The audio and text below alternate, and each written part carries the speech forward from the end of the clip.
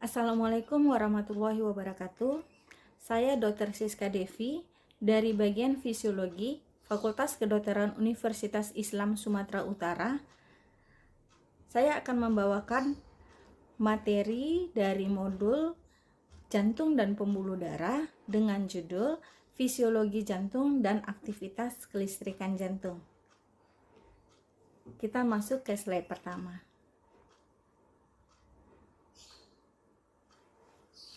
Jantung merupakan organ yang terpenting di dalam tubuh kita. Jantung memompakan darah ke seluruh tubuh untuk menyediakan oksigen beserta zat-zat lain untuk kepentingan seluruh sel di dalam tubuh kita.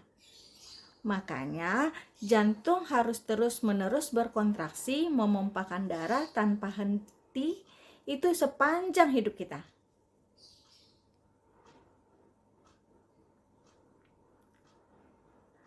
Kita masuk ke slide kedua. Jadi fungsi jantung yaitu menghantarkan bahan nutrien, gas, hormon, mineral, enzim, dan bahan-bahan penting lainnya di dalam darah ke seluruh sel di dalam tubuh. Di samping itu juga menghantarkan sampah, sisa metabolik di darah dari sel ke paru-paru, ginjal, atau kulit untuk dibuang dari tubuh.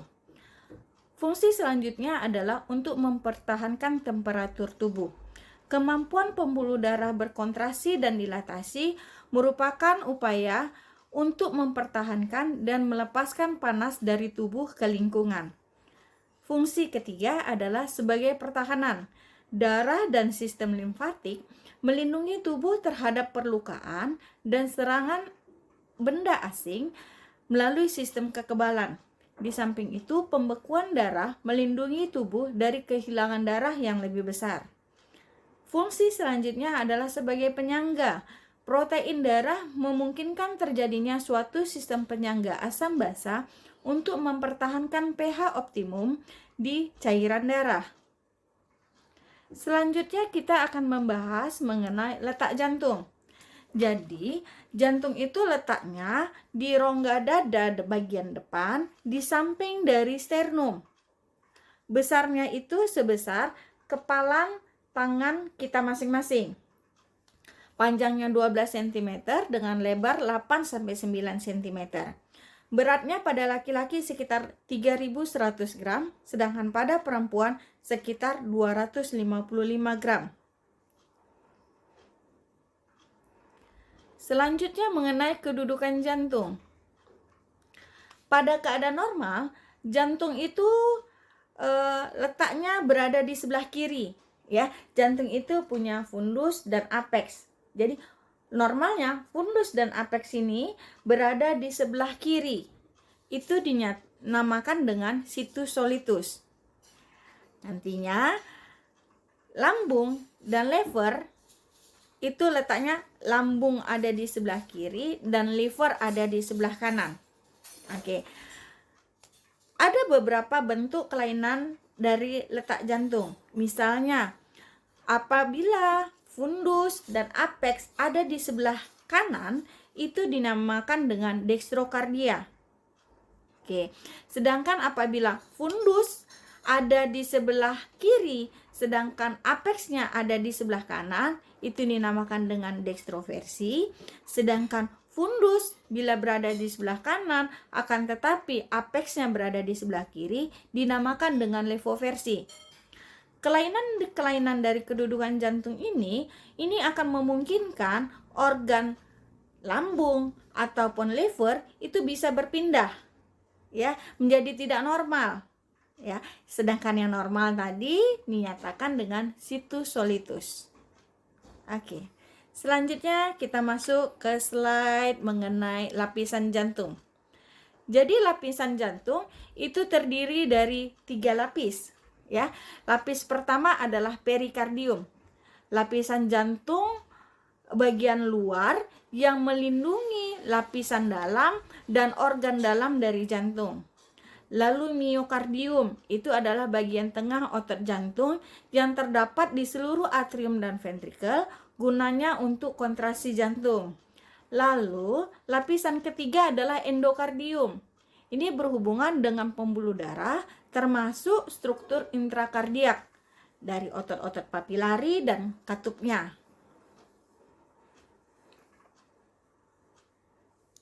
Oke, ini ya jantung, gambaran jantung kalau kita belah jadi dua dari begini ya.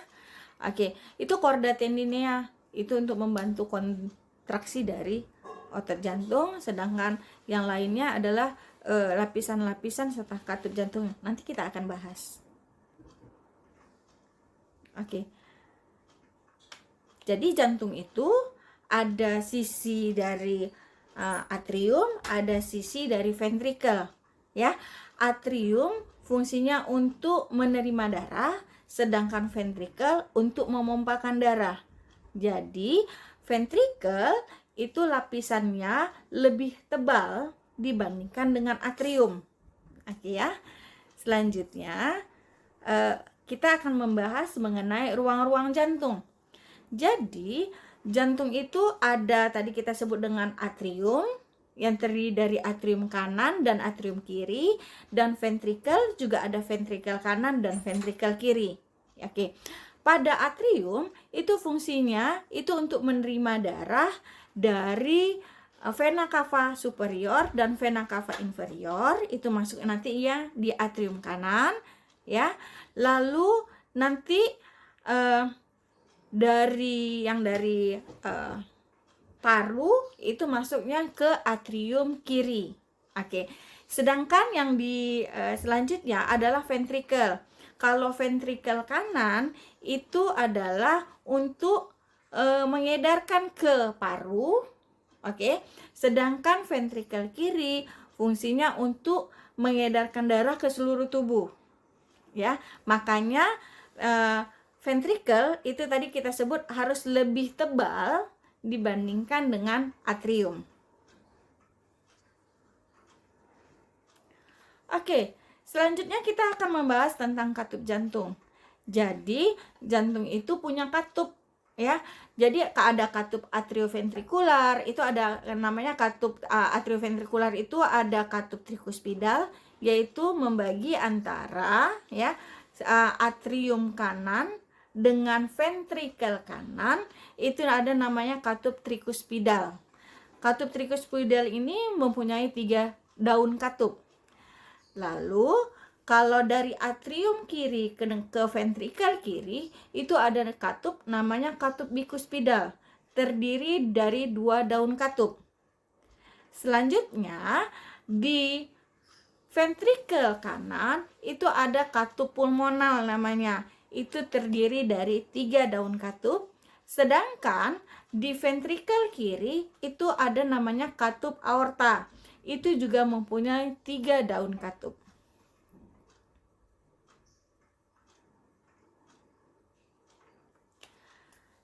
Ini adalah mengenai jantung merupakan organ dalam tubuh yang sangat penting karena jantung berfungsi.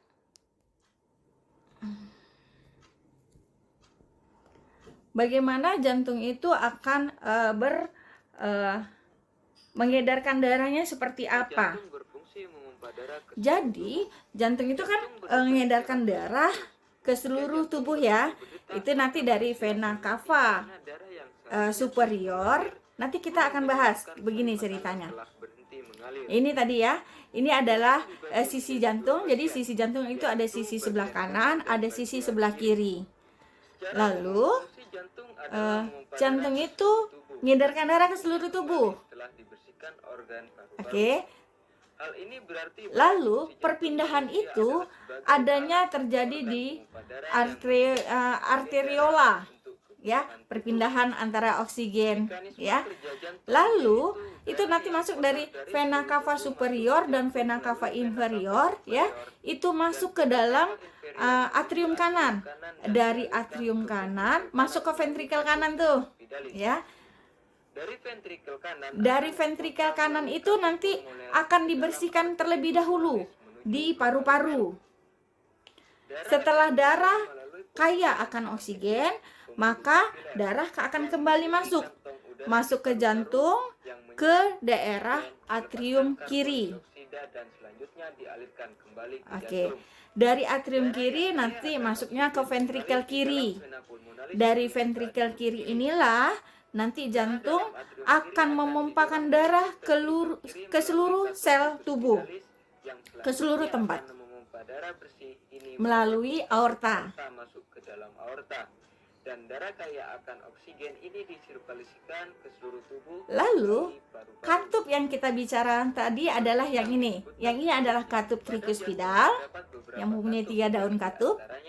Dan ini adalah katup mitral atau bikuspidal, 2 daun katup. Katup pulmonal itu ada 3 daun katup. Dan katup aorta mempunyai 3 daun katup. Ini akan terjadi terus-menerus pompaannya. Jantung berdenyut melakukan kontraksi. Oke, jantung itu akan berkontraksi terus-menerus. Nah, saat berkontraksi, terjadinya kontraksi itu dinyatakan dengan sistol, dan saat relaksasi itu dinyatakan dengan diastul. Jadi sistol itu terjadi pada saat katup pulmonal dan katup aorta terbuka, sedangkan katup trikuspidal dan katup bikuspidal dalam posisi tertutup.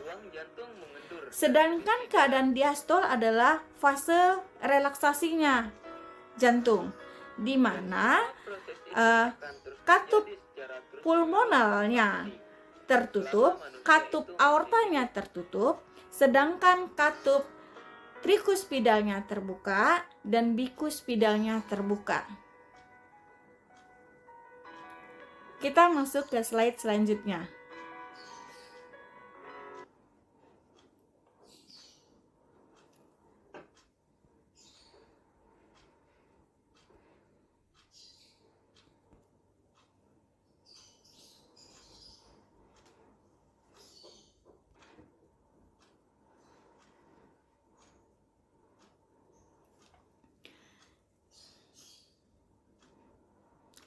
Ini adalah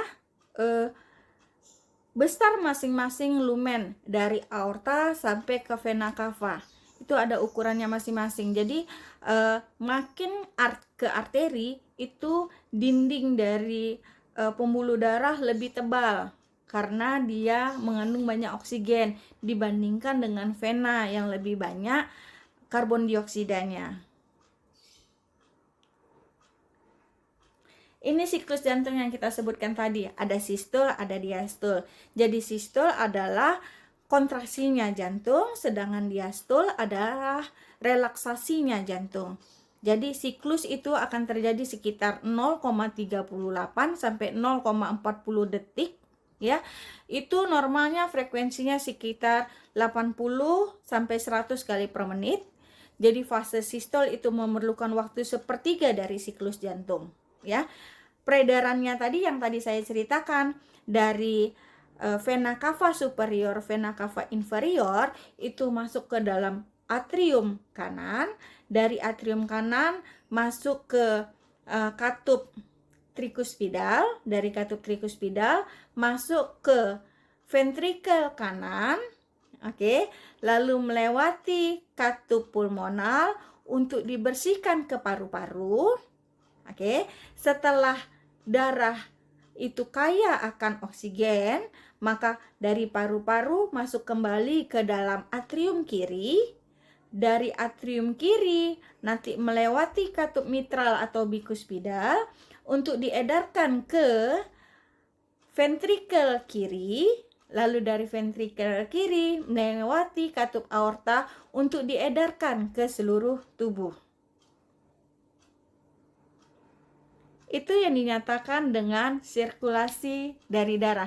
Jadi sirkulasi itu terjadi ada 2, ada sirkulasi pulmonal, yaitu jalur darah yang mengalir ke dan dari paru-paru, dan sirkulasi sistemik, yaitu jalur darah yang mengalir ke dan dari seluruh tubuh kecuali paru-paru. Ya, ada 2 ya. Ini sirkulasinya, sistem sirkulasi tadi. Jadi yang ke bawah, yang vena cava inferior itu tadi itu ke daerah abdomen, ke arah daerah kaki gitu ya. Sedangkan dari vena cava superior itu didapat dari yang kepala, dari otak, dari lengan, itu dari vena cava yang superior.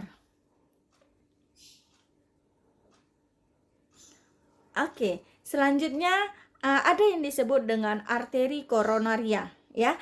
Jadi ternyata selain jantung itu mengedarkan darah ke seluruh tubuh, jantung itu juga mengambil bagian untuk dia dapat memperoleh oksigen. Dari mana? Dari arteri koronaria.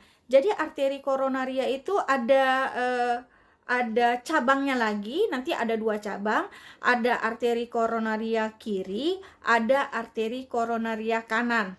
Arteri koronaria yang kiri itu ada 2 percabangannya lagi, yaitu LAD atau left anterior descendant dan arteri sirkumfleksi. Oke. Sedangkan arteri koronaria yang kanan itu akan bertanggung jawab mensuplai darah ke atrium kanan, ventrikel kanan, dan permukaan bawah serta belakang dari ventrikel kiri. Oke. Ini dia. Ini sirkulasi koronaria tadi, ya. Ada cabang yang ke kanan, ada yang cabang yang ke kiri, ya. Yang ke kiri ada yang anterior descending, ada yang ke posteriornya. Itu yang membuat nanti jantung bisa berkontraksi karena dia juga mempunyai oksigen, gitu ya. Oke. Selanjutnya mekanisme dari homeostasis, ya. Itu bertugas untuk mengatur kerja kardiovaskuler untuk menjamin tersedianya aliran darah atau perfusi yang cukup ke jaringan sehingga oksigen ke jaringan itu akan terpenuhi, ya. Ada 3 faktor yang mempengaruhi atau yang turut berperan dalam mekanisme homeostasis. Yang pertama adalah cardiac output, yang kedua adalah tekanan perifer, dan yang ketiga adalah tekanan darah. Ini dia. Oke. Jadi tekanan darah itu dipengaruhi oleh cardiac output dan tekanan perifer. Oke. Lalu cardiac output itu dipengaruhi oleh heart rate dan stroke volume. Heart rate itu adalah pompanya ya. Sedangkan stroke volume itu dipengaruhi oleh preload, afterload, dan kontraktilitas. Ya. Lalu kalau tekanan perifer itu dipengaruhi oleh diameter pembuluh darah, volume darah yang mau diedarkan, lalu viskositas atau kekentalan darah, lalu selanjutnya yang keempat adalah panjang saluran pembuluh darah yang akan dialiri darah. Oke, semakin panjang salurannya, maka dia harus punya tekanan perifer yang lebih besar. Ini tadi yang kita katakan dengan curah jantung. Jadi curah jantung itu adalah jumlah darah yang dipompakan oleh ventrikel dalam 1 menit. Sedangkan stroke volume adalah menunjukkan jumlah darah yang dipompakan oleh ventrikel per denyut. Rata-rata volume sekuncup istirahat itu adalah sekitar 60 sampai 80 kali 60 sampai 80 ml per kali denyut. Sedangkan fraksi ejeksi adalah presentase darah ventrikel yang dipompakan saat sistole. Jadi, cardiac output adalah stroke volume dikali dengan heart rate. Apa itu stroke volume? Stroke volume ini tergantung tadi dari end diastolic volume dan end systolic volume. Yang dinyatakan dengan end diastolic volume adalah volume darah yang masuk dari atrium ke ventrikel pada akhir fase diastol. Normalnya itu lebih kurang 120 ml per kali denyut. End systolic volume adalah volume darah yang masih tertinggal di ventrikel setelah akhir fase sistole. Itu nilainya lebih kurang 50 ml per kali denyut. Oke ya. Jadi stroke volume adalah N diastolic volume dikurang dengan N systolic volume. Jadi 120 dikurang dengan 50 ml. Jadi stroke volume itu sekitar 70 kali mililiter, 70 ml per kali denyut. Ada yang dinyatakan dengan hukum Frank-Starling. Frank-Starling menyatakan bahwa energi kontraksi sebanding dengan panjang awal serat otot. Jadi untuk jantung, panjang awal serat otot itu dinyatakan dengan preload. Itu sebanding dengan isi akhir diastol, yaitu N diastole volume. Artinya apa? Artinya semakin besar otot jantung yang diregangkan pada waktu pengisian, maka jumlah darah yang dipompakan keluar aorta juga akan semakin besar. Semakin besar N diastolic volume, maka semakin besar juga stroke volumenya.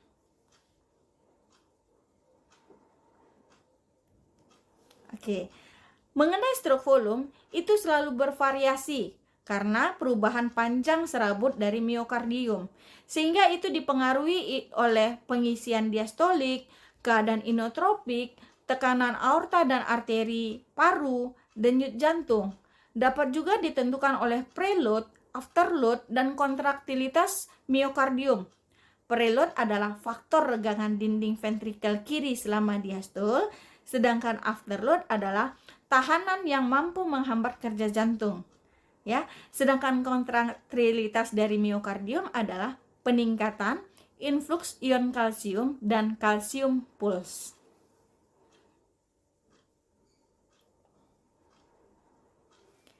Yang mempengaruhi tahanan perifer, ya, itu ada yang pertama adalah diameter pembuluh darah. Jadi yang mempengaruhinya apa? Yang mempengaruhi pertama adalah saraf simpatis dan parasimpatis. Jadi simpatis itu, saraf simpatis sifatnya vasokonstriksi, yaitu mengecilkan pembuluh darah. Kalau pembuluh darahnya kecil, maka tekanan darah akan naik. Oke. Sedangkan saraf parasimpatis bersifat vasodilatasi. Vasodilatasi adalah melebarkan, ya. Kalau pembuluh darahnya lebar, maka tekanan darahnya akan turun. Oke. Lalu ada yang dipengaruhi juga oleh hormon. Hormon apa? Misalnya epinefrin, angiotensin 2, vasopresin. Ini adalah faktor-faktor yang merupakan vasokonstriktor hormon. Lalu yang dipengaruhi yang ketiga ya, itu adalah aterosklerosis, yaitu penyempitan pembuluh darah yang sering terjadi pada kasus-kasus orang yang mengalami serangan jantung ya. Oke. Ini adalah kardiovaskuler itu dikontrol di pusatnya di medula oblongata. Oke. Jadi ada yang mempengaruhi secara simpatis ya, ada yang dipengaruhi secara parasimpatis ya. Kalau dipengaruhi oleh simpatis itu beta 1 reseptor dari autorhythmic cell ya, itu akan membuat natriumnya naik dan terjadinya kalsium influx. Hal itu akan membuat terjadinya kenaikan dari rate of depolarisasi. Itu akan menyebabkan terjadinya peningkatan heart rate. Oke, itu yang simpatis. Kalau yang parasimpatis itu dipengaruhi oleh muscarinic reseptor dari autorhythmic cell. Di situ akan mempengaruhi kalium naik ya, dan kalsium influxnya akan turun ya. Itu akan menyebabkan terjadinya hiperpolarisasi sel dan terjadinya penurunan rate of depolarisasinya. Hal itu akan menyebabkan terjadinya penurunan heart rate. Oke, kalau heart rate-nya naik, otomatis tekanan darah ikut naik. Sedangkan apabila heart rate-nya turun, maka tekanan darah juga akan turun. Itu yang mempengaruhi pusatnya ada di mana? Di medula oblongata. Selanjutnya ini adalah sistem dari renin angiotensin aldosteron system. Jadi, liver itu akan mengeluarkan angiotensinogen. Oke. Lalu ginjal itu akan mengeluarkan renin. Oke. Angiotensinogen dengan bantuan renin akan membentuk angiotensin 1. Angiotensin 1 ya, itu akan dari paru itu akan mengeluarkan ACE ya. Angiotensin 1 dibantu dengan ACE itu akan menghasilkan angiotensin 2 ya. Angiotensin 2 inilah yang akan menyebabkan terjadinya beberapa faktor kejadian. Yang pertama adalah peningkatan dari aktivitas simpatis. Oke. Yang kedua adalah akan terjadinya reabsorpsi dari Na dan klor. Dan kalium akan mengalami ekskresi dan akan ada H2O retensi. Oke. Yang ketiga itu akan mengakibatkan terjadinya sekresi dari aldosteron. Oke. Yang keempat itu akan terjadinya vasokonstriksi dari arteri. Kalau arteri mengalami vasokonstriksi, maka pembuluh darah arteri akan mengecil. Lalu yang selanjutnya akan mempengaruhi terjadinya pengeluaran ADH, antidiuretik hormon. Kalau antidiuretik itu hormon itu keluar, maka akan terjadi di collecting duct itu adalah H2O yang mengalami absorpsi. Hal itu akan menyebabkan terjadinya tekanan darah yang naik. Oke. Ini sistem dari renin angiotensin aldosteron system inilah yang akan menjadi kunci untuk nantinya obat-obatan antihipertensi itu muncul, ya. Jadi kita akan kalau terjadi hipertensi itu akan ada obat-obat yang ngeblok di beberapa sistem tadi. Nanti akan dibahas lebih lanjut. Kita masuk ke slide selanjutnya. Oke, yang ini adalah apabila terjadi rangsangan, stres, atau aktivitas sehari-hari, ya, itu akan membuat glukosa kita akan rendah, ya. Itu akan memicu medula adrenal untuk meningkatkan sekresi epinefrin dan norepinefrin. Kalau itu terpacu, maka akan terjadi peningkatan pelepasan glukosa dari hati, meningkatkan pelepasan asam lemak dari jaringan lemak, meningkatkan detak jantung, dan meningkatkan tekanan darah. Oke, jadi wajar ya kalau gula kita turun, maka adrenal akan mengeluarkan epinefrin dan norepinefrin. Ya, dengan keluarnya epinefrin dan norepinefrin, maka detak jantungnya akan bertambah dan tekanan darah orangnya akan ikut naik. Oke, kita masuk ke slide selanjutnya.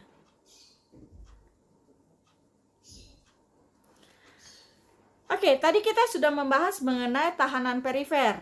Tahanan perifer itu ada kekentalan darah, ya. Kita bahas satu-satu. Mengenai kekentalan darah. Jadi, semakin kental darah seseorang, itu bisa kita lihat dari jumlah Hb-nya.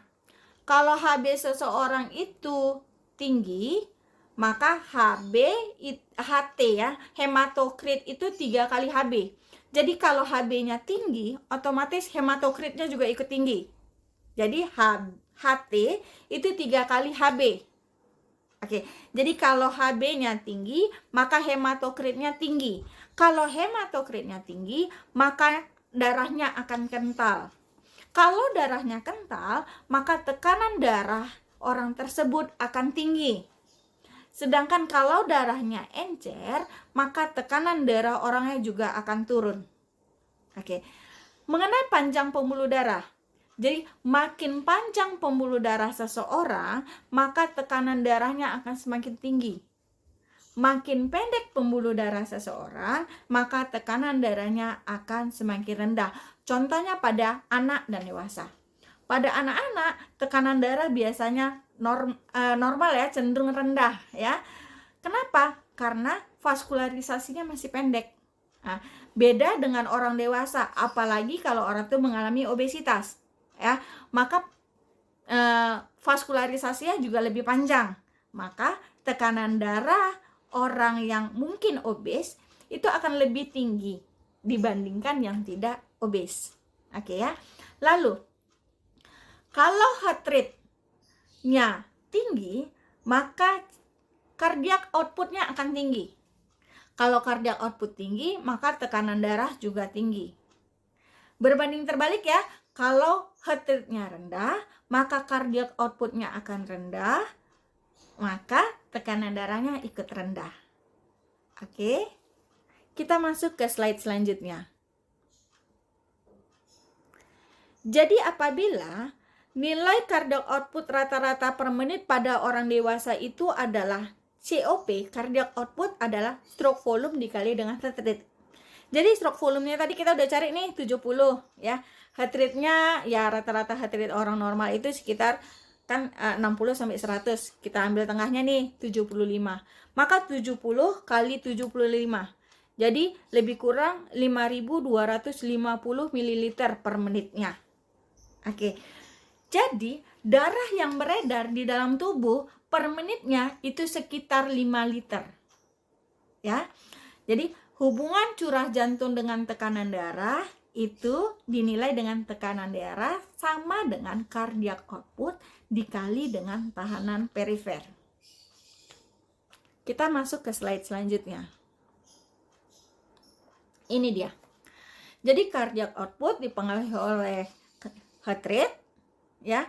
Jadi heart rate tadi yang mempengaruhi apa? Saraf simpatis dan parasimpatis.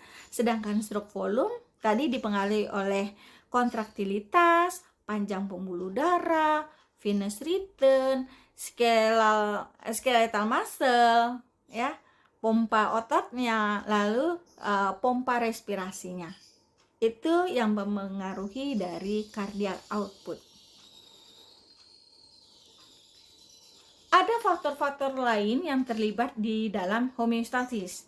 Yang pertama faktor lokal, ada faktor mekanisme neuron, ada mekanisme endokrin. Yang pertama faktor lokal. Ya, jadi faktor lokal ini terjadi apabila terjadi perubahan kadar elektrolit pada cairan interstisial antar sel, maka suatu jaringan dapat mengatur aliran darah di dalam jaringan itu sendiri, disebut dengan autoregulasi. Jadi, kemampuan autoregulasi ini memungkinkan jaringan mampu mengatur volume aliran darah di daerahnya masing-masing sesuai dengan kebutuhannya. Jika autoregulasi ini gagal, maka mekanisme neuron dan endokrin akan segera diaktifkan tubuh. Oke, kita masuk ke mekanisme neuron. Jadi, mekanisme neuron ini merupakan mekanisme jangka pendek atau short term regulation. Ya, ini memberikan respon terhadap peningkatan tekanan arteri dan kadar gas darah di daerah tertentu, terutama pada pembuluh-pembuluh darah besar. Contohnya arteri karotis, pada arkus aorta. Oke. Sedangkan perangsang baroreseptor pada pembuluh darah ini akan menstimulasi saraf otonom jantung untuk mengatur pengeluaran cardiac output dan tahanan perifer sesuai dengan kebutuhannya.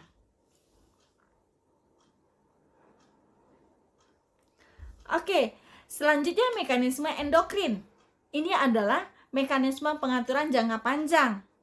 Ya, ini sistem endokrin ini akan merangsang pengeluaran hormon yang akan mempengaruhi kerja jantung. Contoh hormonnya adalah epinefrin, norepinefrin, angiotensin 1, angiotensin 2, aldosteron, antidiuretik hormon, dan lain-lain. Ini ya, jadi tubuh tetap berusaha untuk homeostasis, artinya seimbang. Dia bisa tidak seimbang apabila ada terjadi stres lingkungan, baik trauma, suhu yang tinggi atau perubahan kimia, ya perubahan dari pH, peningkatan oksigen, atau ada peningkatan prostaglandin, atau ada peningkatan aktivitas jaringan, itu akan membuat homeostasisnya akan terganggu. Oke, kalau homeostasis ini terganggu, maka terjadi ketidakadekuatan dari tekanan darah pada pembuluh darah itu sendiri. Oke, lalu inilah yang diperlukan autoregulasi, regulasi secara otomatis dari jaringan itu sendiri. Apabila autoregulasi ini gagal, maka yang dilakukan pertama sekali adalah yang mengarah ke sistem kalau dia berada ke neural, itu maka akan terjadi secara sistemik yang mempengaruhi medula oblongata tadi, yang itu tadi kita sebut dengan short term ya regulation tadi. Lalu itu akan mengaktifkan sistem simpatis sehingga pembuluh darah tadi akan berdetak dengan lebih kencang, lebih kuat ya. Untuk apa? Untuk mencapai homeostasisnya. Tapi apabila short term ini gagal, maka yang akan berjalan adalah mekanisme endokrin ya, yang long term ya, dengan mengaktifkan hormon-hormon. Nah, ya, di antara ini yang lebih lama itu adalah endokrin, karena mengaktifkan endokrin itu memerlukan waktu yang lebih lama. Oke, jadi yang pertama adalah autoregulasi ya. Yang kedua adalah yang short term yang masuk melalui mekanisme neuron. Yang ketiga adalah mekanisme endokrin melalui pengaktifan dari hormon-hormon. Oke, kita masuk ke slide selanjutnya. Oke, kita ambil contoh dari short term. Jika tekanan darah itu tinggi, maka akan terjadi peregangan baroreseptor pada pembuluh darah besar, seperti pada sinus caroticus, pada arcus aorta. Maka impuls ke otak akan meningkat. Akan terjadi peningkatan parasimpatis dan penurunan simpatis. Kalau itu terjadi, maka heart rate-nya kita akan turun. Kalau heart rate turun, otomatis cardiac output-nya akan turun. Oke. Lalu apa yang terjadi? Vasodilatasi. Dan kalau itu segera terjadi, maka tekanan darah akan segera turun. Oke, itu yang short term regulasi. Bagaimana kalau jika ternyata tekanan darahnya rendah? Oke, kalau tekanan darahnya rendah, maka baroreseptor itu akan terhambat. Impuls ke otak akan menurun, parasimpatis akan menurun, tetapi simpatis akan meningkat. Kalau itu terjadi, maka heart rate akan naik, cardiac output akan naik, oke? Maka akan terjadi vasokonstriksi, yaitu pengecilan pembuluh darah. Oke, apa yang akan terjadi? Tekanan darahnya akan kembali naik sehingga jadi normal, ya. Oke, catatan di sini bahwa kenaikan simpatis turut merangsang kelenjar adrenal untuk mengeluarkan norepinefrin dan epinefrin. Inilah yang akan menyebabkan terjadinya vasokonstriksi dari pembuluh darah. Jadi mengecilnya pembuluh darah akan membantu meningkatkan tekanan darah. Tapi apabila hal itu yang short term tadi tidak gagal terjadi, maka yang akan terjadi adalah yang long term. Yang long term itu adalah yang mekanisme apa tadi? Oke, mekanisme endokrin. Oke, misalnya kita ambil contoh mengenai apabila terjadi pendarahan. Oke, kalau seseorang mengalami pendarahan hebat, maka tekanan darah orang itu akan turun. Jika itu terus-menerus berlangsung, maka renin yang keluar dari ginjal di pembuluh darah renin tadi itu akan berikatan dengan angiotensinogen, yang kemudian melepaskan angiotensin 1 di pembuluh darahnya. Lalu paru-paru akan berikatan dengan angiotensin 1 dengan enzim paru. sehingga melepaskan angiotensin 2. Lalu angiotensin 2 ini akan beredar hingga akhirnya kembali lagi ke ginjal. Di ginjal ia akan merangsang pengeluaran aldosteron yang akan meningkatkan penyerapan natrium ya dan air di ginjal. Tujuannya apa? Untuk meningkatkan kembali tekanan darah. Oke, makanya kalau orang terjadi pendarahan, oke, urin atau air di dalam tubuh itu akan ditahan, tidak akan dikeluarkan. Oke, kalau dia ditahan, itu akan menaikkan tekanan darah. Oke, jadi caranya apa? Hambat darah yang keluar dengan cepat melakukan penjahitan pada daerah luka, lalu berikan infus sesegera mungkin untuk mengurangi kekurangan cairan yang terjadi. Tujuannya agar tekanan darah tetap bisa terkontrol, tetap pada posisi yang normal, tidak turun. Tapi bagaimana apabila terjadi keadaan dehidrasi? Ya, kalau terjadi dehidrasi, baik karena diare atau sering buang air kecil, keringat yang berlebihan, akan terjadi peningkatan osmolaritas darah yang akan menyebabkan penurunan tekanan darah. Artinya apa? Kalau terjadi peningkatan osmolaritas ini akan menyebabkan dua mekanisme yang terjadi. Short mekanismenya akan menyebabkan perangsangan pusat haus di otak, sehingga otak merangsang dia ingin terus minum.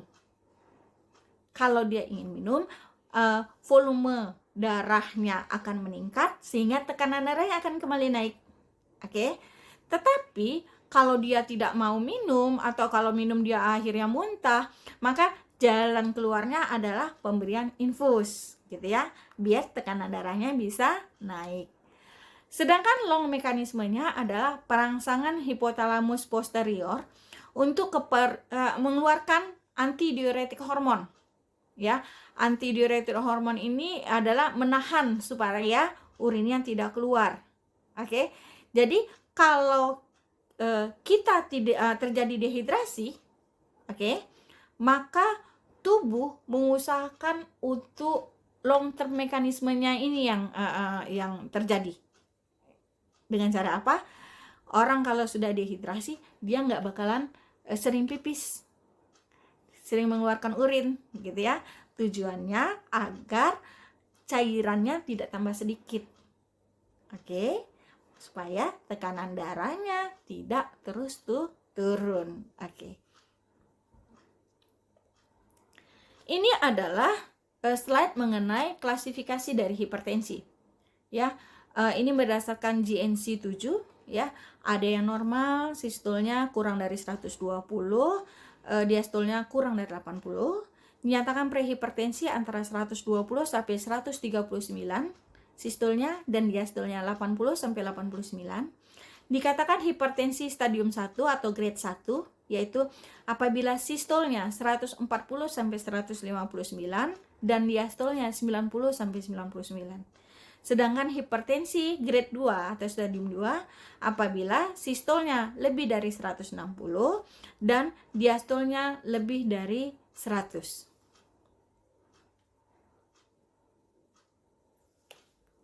Oke. Ini ya. Kita bacanya dari atas. Kita bacanya dari bawah, dari otoregulasi. Jadi tekanan darah itu tadi kita nyatakan dengan dipengaruhi oleh COP dan tahanan perifer. COP dipengaruhi oleh preload, afterload, dan kontraktilitas. Oke ya, preload itu dipengaruhi oleh volume cairan. Volume cairan tergantung dari apa? Asupan garamnya. Oke, sedangkan kalau asupan garamnya berlebihan, oke, kalau garam itu sifatnya menarik air. Oke, kalau airnya ditarik berarti nggak bisa keluar. Kalau garam yang terlalu banyak berarti airnya nggak bisa keluar. Kalau airnya tidak bisa keluar berarti volume cairan di dalam tubuh besar. Kalau volumenya besar berarti preloadnya besar. Kalau preloadnya besar berarti afterloadnya besar. Nah, artinya membutuhkan kontraktilitas yang lebih besar maka COP naik. Kalau COP naik, maka tekanan darah akan naik. Oke. Sedangkan tahanan perifer itu tadi yang mempengaruhi apa? Dinding pembuluh darah, kekentalan darah, ya, panjangnya pembuluh darah. Oke. Itu yang mempengaruhi apa?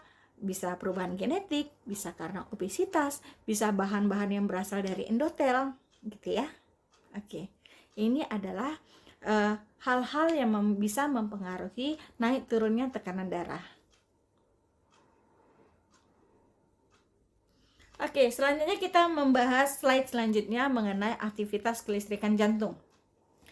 Jadi, ada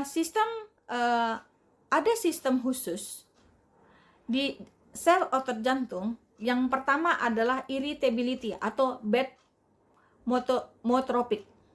Itu adalah kemampuan berespon terhadap rangsangan. Jadi, sel otot jantung itu punya kemampuan untuk merespon rangsangan. Jadi, kalau dia dirangsang, dia akan bisa berkontraksi. Oke. Lalu yang kedua, conductivity atau dromotropic, yaitu kemampuan menghantarkan impuls. Impuls ya, rangsangan. Lalu yang ketiga adalah contractility atau inotropic.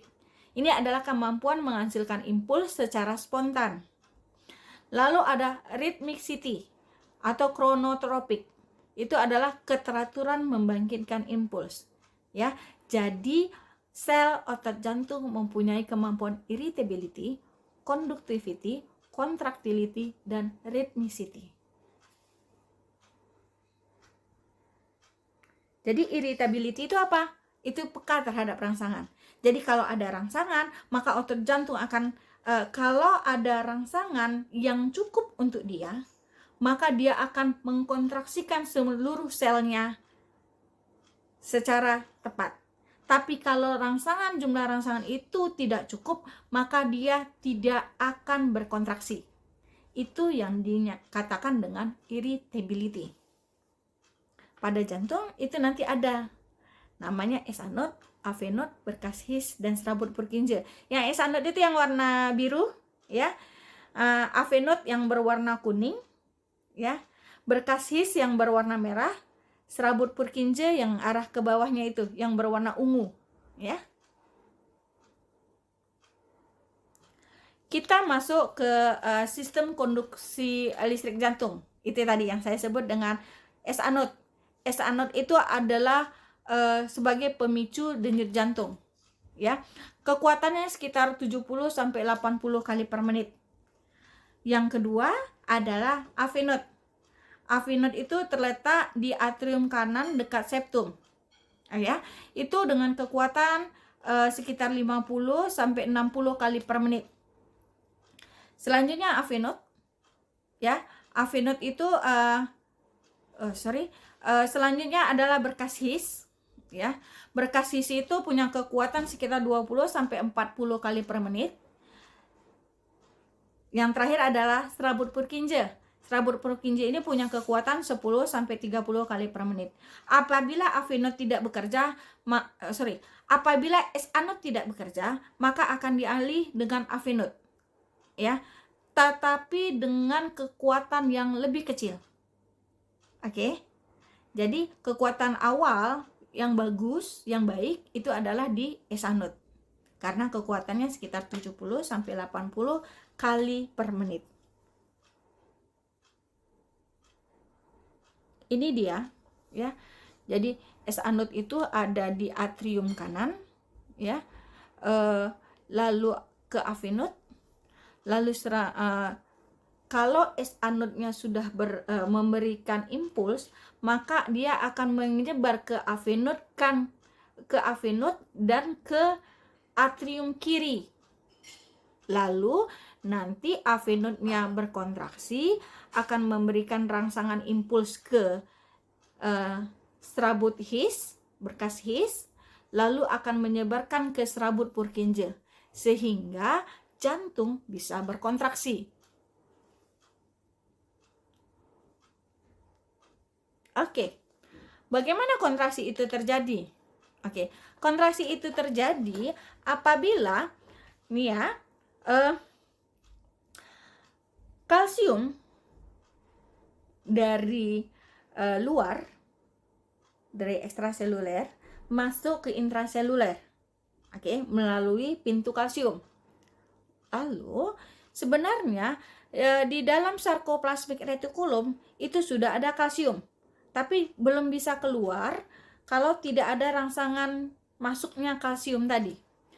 Begitu kalsium itu masuk, maka dia akan keluar bersamaan dengan yang dari sarkoplasmik retikulum, itu akan menempel di ini nih yang berwarna merah ya, di troponin. Nah, jadi nanti dia akan nempel, dia akan ikut melakukan kontraksinya ya di troponin ya, di aktin dan miosin, sehingga akan terjadi kontraksi otot jantung. Begitu jumlah kalsiumnya lepas, berkurang, maka itu akan terjadi relaksasinya otot jantung. Selanjutnya slide ini. Di jantung ada hukum yang disebut dengan all or non law. Ini hanya berlaku pada otot jantung dan otot polos ya. Isi dari hukum ini adalah bahwa jika intensitas stimulus tidak tercapai pada batas ambangnya atau thresholdnya, maka kontraksi tidak akan terjadi sama sekali. Akan tetapi, jika intensitas stimulusnya mencapai ambang batas, maka keseluruhan ototnya akan ikut berkontraksi. Artinya apa? Bahwa apabila ada rangsangan yang cukup, dalam hal ini adalah otot jantung, maka otot jantung itu bisa berkontraksi penuh. Tapi apabila rangsangan itu tidak mencapai ambang batasnya, maka otot jantungnya tidak akan berkontraksi sama sekali. Itulah yang disebut dengan hukum all or non law.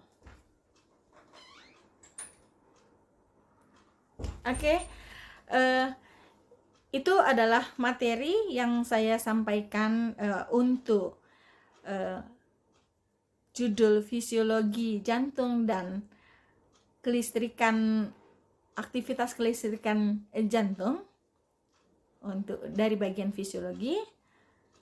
Kalau ada pertanyaan bisa disampaikan ke saya, akan kita bahas bersama-sama.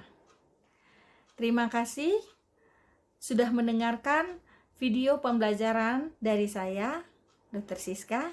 Semoga video pembelajaran ini bermanfaat untuk kita semua. Terima kasih. Assalamualaikum warahmatullahi wabarakatuh.